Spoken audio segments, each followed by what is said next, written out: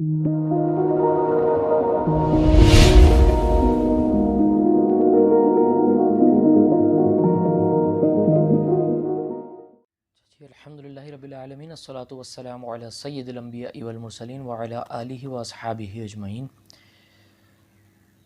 اعوذ باللہ من الشیطان الرجیم. بسم اللہ الرحمن الرحیم.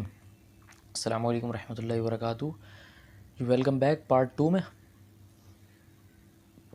حضرت علی رضی اللہ تعالیٰ عنہ کے اوپر ہم بات کر رہے تھے، اور پارٹ 2 میں جس طرح کا میں نے آپ سے کہا تھا کہ ہم حضرت علی کی خلافت پر بات کریں گے.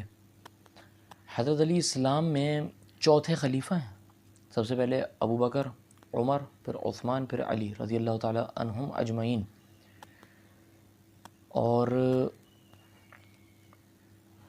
حضرت علی جس وقت خلیفہ بنے ہیں اس وقت امت کے اندر بہت ساری پرابلمس تھیں، کیونکہ حضرت علی کے دور میں جو آپ نے جنگیں لڑی ہیں وہ سب سول وارز تھیں، مسلمانوں کے اندر ہی جنگیں. آپ نے اپنی زندگی میں 3 جنگیں اپنے جو اس میں ٹینیور میں اپنے as a caliph, as a خلیفہ آپ نے لڑی ہیں. 3 جنگیں ہیں: جمل، صفین، نہروان. اور حضرت علی نے جمل جو ہے وہ سامنے والی فوج حضرت امی عائشہ رضی اللہ تعالیٰ عنہ کی فوج تھی. دوسری صفین جو ہے وہ حضرت امیر معاویہ رضی اللہ تعالیٰ عنہ کی فوج تھی. اور تیسری نہروان یہ خارجیوں کے خلاف تھی. تو سب سے پہلی جو جمل ہے، دیکھیں پوائنٹ ایسا ہے کہ سب سے پہلے مطالبہ جو ہوا حضرت علی سے وہ یہ ہوا کہ عثمان کے قاتلوں سے بدلہ لو، یعنی حضرت عثمان رضی اللہ تعالیٰ عنہ کے جو قاتل ہیں ان سے بدلہ لو. اب حضرت علی کا موقف یہ تھا کہ اس وقت امت انتشار کا شکار ہے، اور جو لوگ عثمان کے قاتل ہیں بظاہر تو وہ بھی کلمہ پڑھ لیں، منافق ہیں، خارجی ہیں، تو اگر ان کو قتل کرنا شروع کر دیا نا تو اس وقت امت سنبھل نہیں پائے گی، اور یہ مجھ پر بھی حملے ہوں گے، سارے معاملات چلیں گے، بہرحال امت سنبھل نہیں پائے گی. لیکن سامنے سے اس بات کا زور دیا جا رہا تھا مسلسل. اب حضرت علی جو ہیں وہ ایک بات جو اجماع ہے جو میں آپ کو سمجھا دوں کہ حضرت علی کے خلاف جو بھی لڑنے آیا ہے وہ اس بات پہ اجماع ہے امت کا کہ وہ غلطی پر ہے، اجتہادی ہو غلطی، جس طرح امی عائشہ کی ہے اجتہادی ہے وہ غلطی. اور اجتہاد کا معاملہ ایسا ہے کہ اللہ کے رسول صلی اللہ علیہ وسلم نے فرمایا اجتہاد کے بارے میں مفہوم ایسا ہے کہ اگر اجتہاد ہوتا کیا ہے کہ کوئی چیز، میں آسان الفاظ میں اگر آپ کو سمجھا سکوں، کہ کوئی چیز جو صراحتاً دین میں موجود نہیں ہے، مطلب 2 اور 2 4 کی طرح واضح نہیں ہے، تو اس پر کوئی مجتہد ہو جس کا اتنا لیول ہو وہ اجتہاد کر سکتا ہے کہ اس چیز کو اس طرح لے کر چلا جائے. تو وہ اجتہاد کا اپنے علم کے حساب سے قرآن و سنت کو سامنے رکھتے ہوئے وہ فیصلہ ایک صادر کرتا ہے، اسے اجتہاد کہا جاتا ہے. تو اجتہاد کے بارے میں اللہ کے رسول نے فرمایا کہ اجتہاد جو شخص 2 لوگ کر رہے ہیں، مثال کے طور پر میں آپ کو سمجھانے کے لیے بتا رہا ہوں مفہوم اس حدیث کا. ایک شخص کا اجتہاد صحیح ہوتا ہے، مطلب صحیح سے مراد اس نے جو اجتہاد کیا اللہ کے ہاں بھی وہی فیصلہ تھا، اب اس پر وہی تو آنی نہیں ہے کیونکہ رسول اللہ صلی اللہ علیہ وسلم تو پردہ کر چکے ہیں، تو اس کو 2 نیکیاں ملیں گی، 2 اجر ملیں گے، ٹھیک ہے. اور ایک شخص کا اگر اجتہاد غلط ہو گیا تب اس کو 1 اجر ملے گا تب بھی اجر ہی 1 ملے گا. یہ بات کلیئر ہو گئی ہوگی. تو حضرت علی کے سامنے والے جو ہیں وہ اجتہادی غلطی پہ ہوں لیکن بہرحال غلط تھے، حضرت علی حق پر تھے. تو امت کا اجماع اس بات پر ہے کہ حضرت علی ہر موقع پر حق کے ساتھ ہیں، حق حضرت علی کے ساتھ ہی ہے ہمیشہ، حضرت علی غلطی پر نہیں ہے ان معاملات میں، ٹھیک ہے. اور دوسرا یہ کہ ایک حدیث میں بھی اللہ کے رسول نے فرمایا کہ صلی اللہ علیہ وسلم کہ حضرت علی جو ہیں اللہ کے رسول نے اصل میں فرمایا، ایسا مفہوم ایسا ہے کہ اللہ کے رسول صلی اللہ علیہ وسلم نے فرمایا کہ میں نے تم لوگوں تک اللہ کا پیغام پہنچایا اور بالکل آخری حد پر جا کر مجھے تلوار اٹھانی پڑی، لیکن تم میں سے ایک شخص ایسا ہے جو میری جگہ آن my place on my behalf مسلمانوں کے خلاف تلوار اٹھائے گا. اللہ کے رسول نے تو کفار کے خلاف اٹھائی تھی نا، مسلمانوں کے خلاف اٹھائے گا، اور وہ شخص حق پر ہوگا. اور جب اللہ کے رسول یہ کہہ رہے ہیں کہ میری جگہ اٹھائے گا تو ظاہر سی بات ہے کہ حق پر ہی ہوگا. تو صحابہ نے پوچھا حضرت ابوبکر نے، حضرت عمر نے، یا رسول اللہ میں ہوں. اللہ کے رسول نے نہ فرمایا. دوسروں نے، حضرت عمر نے پوچھا میں ہوں، آپ نے نہ. اس وقت اللہ کے رسول کی جو ہے نا اس روایت میں الفاظ ہیں کہ آپ کے جو ہے نالین مبارک ہے وہ ٹوٹ گئی تھی، تو حضرت علی گانٹ رہے تھے، جوتیاں جو ہوتی ہیں نا آپ کی، تو فرمایا بلکہ وہ شخص ہے جو میری جوتیاں گانٹ رہا ہے، علی ہے وہ. تو صحابہ نے بتایا حضرت علی کو. تو بہرحال تو اس بات سے واضح تھا کہ حضرت علی حق پر ہوں گے. تو دوسرا یہ کہ جو جمل کی جنگ ہوئی ہے نا حضرت امی عائشہ والی، جمل کہتے ہیں اونٹ کو، ٹھیک ہے، تو وہ امی عائشہ بھی اس میں اونٹ پر آئی تھی. تو اور جیتے بھی ساری جنگیں حضرت علی ہی ہیں تینوں، جو ان کے ٹینیور میں جو ہوئی ہیں. اس سے پہلے کی جو ہیں ان کی میں بات نہیں کر رہا، لیکن اس میں بھی جیتے ہی ہیں زیادہ تر. لیکن میں یہ بات کر رہا ہوں کیونکہ بدر بھی ہم جیتے، احد بھی. احد میں حضرت خالد بن ولید اس وقت مسلمان نہیں ہوتے، پیچھے سے آ گئے مال غنیمت کے لیے. مسلمانوں نے وہ جگہ چھوڑ دی، ٹیلا، جس کا اللہ کے رسول نے بولا تھا کہ یہاں سے مت ہٹنا. اللہ کے رسول کی بات نہیں مانی تو وہ ایک دنیاوی اعتبار سے کہہ سکتے ہیں شکست ہوئی. لیکن پھر اس کے بعد کبھی بھی ایسا نہیں ہوا، وہ تبوک ہو، حنین ہو، خندق ہو، کچھ بھی، تو جیتے ہی ہیں سب میں. لیکن میں حضرت علی کے ٹینیور کی بات کر رہا ہوں، جو 3 جنگیں میں نے آپ سے ذکر کیا تھا، آپ کا اللہ ولا کرے، جمل، صفین اور نہروان، تینوں میں. تو جمل میں حضرت امی عائشہ کے ساتھ ایسے ایسے لوگ ہیں کہ آپ تصور نہیں کر سکتے. حضرت زبیر، حضرت طلحہ، اب ادھر حضرت علی ہیں، ادھر حضرت طلحہ اور زبیر ہیں، یہ سب عشرہ مبشرہ ہیں، آپس میں ٹکرائے. لیکن بہرحال حضرت طلحہ اور حضرت زبیر جنگ سے پہلے ہی چلے گئے تھے، کیونکہ حضرت زبیر کے بارے میں حضرت حسن نے، حضرت علی کے جو بیٹے ہیں حسن ابن علی رضی اللہ تعالیٰ عنہ، انہوں نے آ کر جو ہے وہ حضرت علی کے بیٹے ہیں حضرت حسن. میں آپ کو بتا دوں کہ حضرت فاطمہ سے آپ کی جو اولاد ہوئی ہے وہ حضرت حسن، حضرت حسین، حضرت زینب اور حضرت ام کلثوم رضی اللہ تعالیٰ عنہم اجمعین، یہ 4 آپ کی حضرت فاطمہ سے اولادیں ہیں. اور بہرحال ایک حضرت محسن کا بھی ہے معاملہ، وہ میں آپ سے پھر کبھی انشاءاللہ ڈسکس کروں گا. تو کیونکہ اس وقت میں حضرت علی کے فضائل ان کے وہ بتانا چاہ رہا ہوں، تو انشاءاللہ وہ پھر کبھی ڈسکس کریں گے. بہرحال تو حضرت علی کا جو حضرت علی کے بیٹے سب سے بڑے ہیں حضرت حسن ابن علی رضی اللہ تعالیٰ عنہ، انہوں نے اگر حضرت علی کو بتایا کہ زبیر بھی ہیں سامنے، وہ زبیر بھی آئے ہیں اس طرف سے. تو حضرت علی نے ان سے ملاقات کی. اچھا حضرت زبیر جو ہے نا یہ اللہ کے رسول اور حضرت علی کے پھپھو زاد بھائی ہیں، ٹھیک ہے، پھپھو زاد ہیں. تو حضرت زبیر کو بولا کہ زبیر یاد ہے کہ ایک دفعہ آپ میرے ساتھ پیار کر رہے تھے، لاڈ کر رہے تھے. تو اللہ کے رسول نے فرمایا تھا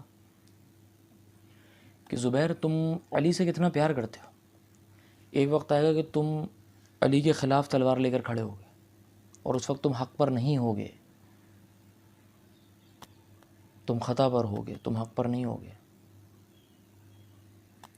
تو حضرت زبیر کو جب یہ بات بتائی نا حضرت علی نے، تو حضرت زبیر نے بولا ہاں مجھے یاد آیا ہے، آپ کو غشی طاری ہو گئی، آپ نے گھوڑے کا رخ گھمایا اور آپ واپس چلے گئے. اور جاتے ہوئے آپ نے حضرت طلحہ کو بھی بولا کہ مجھے علی نے ایسی ایسی بات بولی ہے. تو حضرت طلحہ بھی ان کے ساتھ چلتی ہے. بہرحال اس وقت حضرت طلحہ کو جو ہے نا وہ ایک شخص نے قتل کر دیا اسی وقت. اور حضرت زبیر جو ہے ان کو تھوڑا آگے جا کر وہ کہیں آرام کرنے لیٹے تھے، تو ایک شخص نے آ کر آپ کو سوتی ہوئی حالت میں آپ کو شہید کر دیا. حضرت طلحہ بھی شہید ہو گئے، حضرت زبیر بھی شہید ہو گئے. تو حضرت زبیر کا جو قاتل تھا نا وہ حضرت علی کی پارٹی میں تھا. تو اس نے آ کر حضرت علی کو بتایا کہ میں نے زبیر کو شہید کر دیا ہے. تو حضرت علی نے فرمایا کہ میں زبیر کے قاتل کو جہنم کی وعید سناتا ہوں، بشارت دیتا ہوں، کیونکہ اللہ کے رسول صلی اللہ علیہ وسلم نے فرمایا تھا کہ زبیر کا قاتل جہنم کا ایندھن ہے. تو وہ شخص کہنے لگا کہ میں آپ کی طرف سے لڑ کر زبیر کو قتل کر رہا ہوں اور آپ میرے خلاف ہی یہ بات بول رہے ہیں کہ زبیر کا قاتل جہنم میں ہے، آپ مجھے ہی جہنم کی وعیدیں سنا رہے ہیں.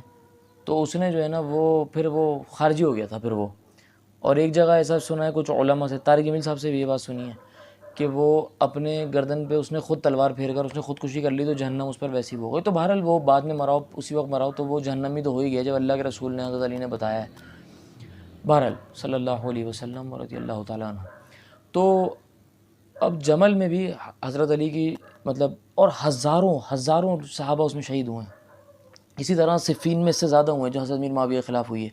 حضرت امیر معاویہ کے خلاف بھی سیم سینیریو کہ عثمان کے قاتلوں کا بدلہ لو، اور اگر آپ نہیں لیتے تو انہیں ہمارے حوالے کر دو، ہم ان سے لے لیں گے. حضرت علی کا موقف تھا کہ میں ان سے بدلہ ابھی کیسے، اس وقت جو امت کا حال ہے میں ان سے بدلہ نہیں لے سکتا ہوں، میں ان سے بدلہ لینے کے لیے کھڑا ہو گیا تو اس وقت مصیبت پڑ جائے گی، تو یہ تو بڑا مسئلہ ہو جائے گا اس وقت. اچھا جی، تو وہ تو اس طرح کا تھا معاملہ.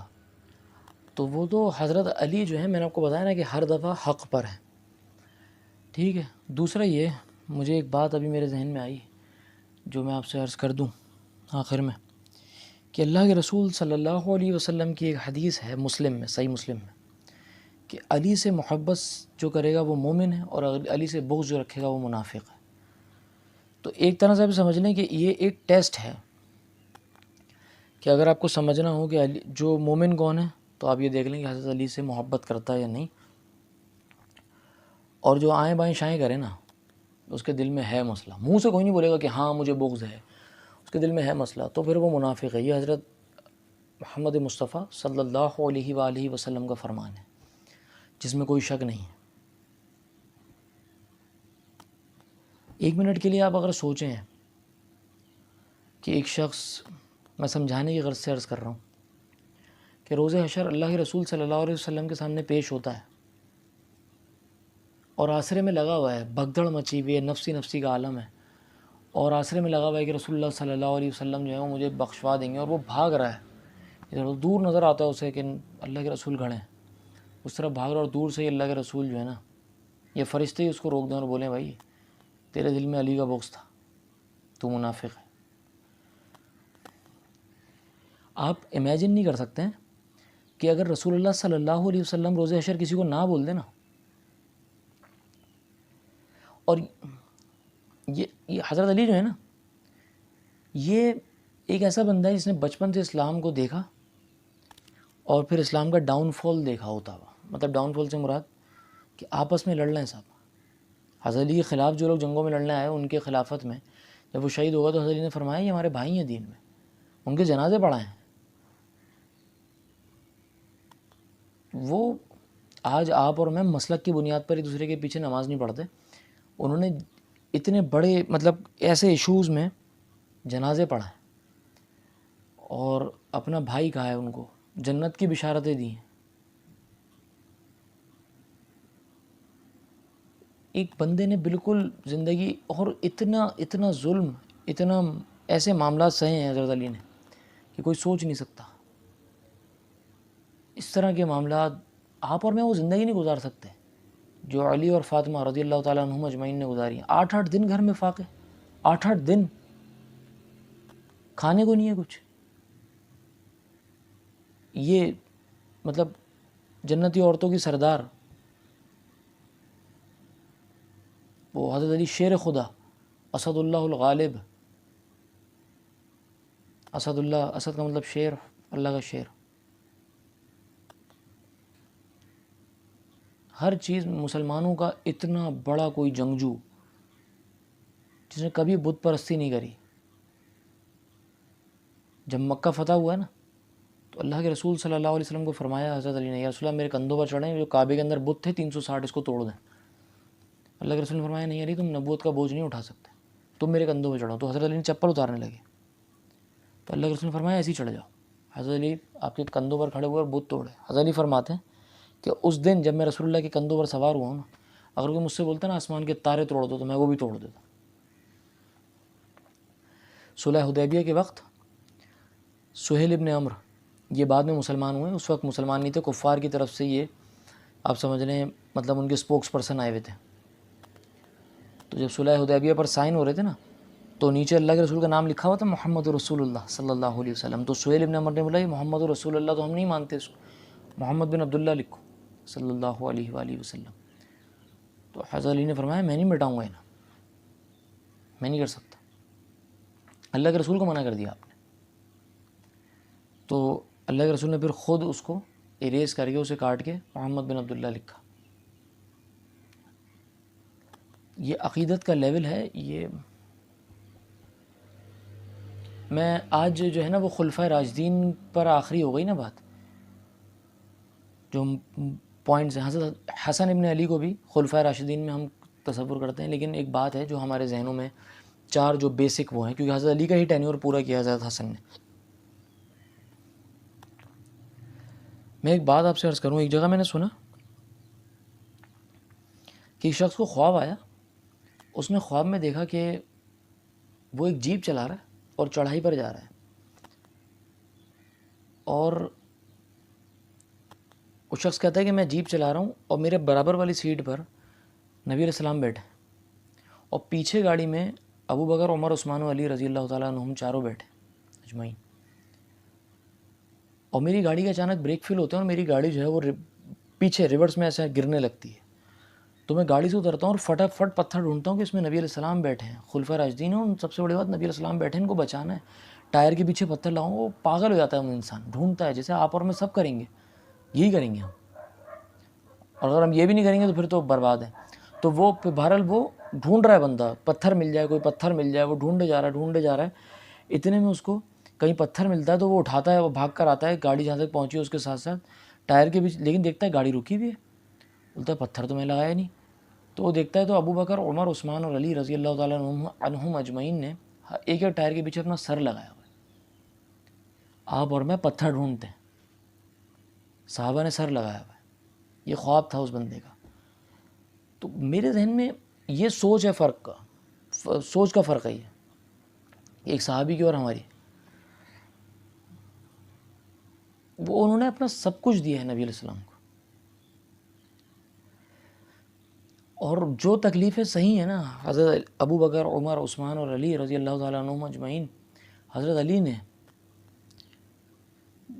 رسول اللہ کا خاندان ہوتے ہوئے، رسول اللہ کا گھر ہوتے ہوئے، حضرت علی کی آل اولاد نے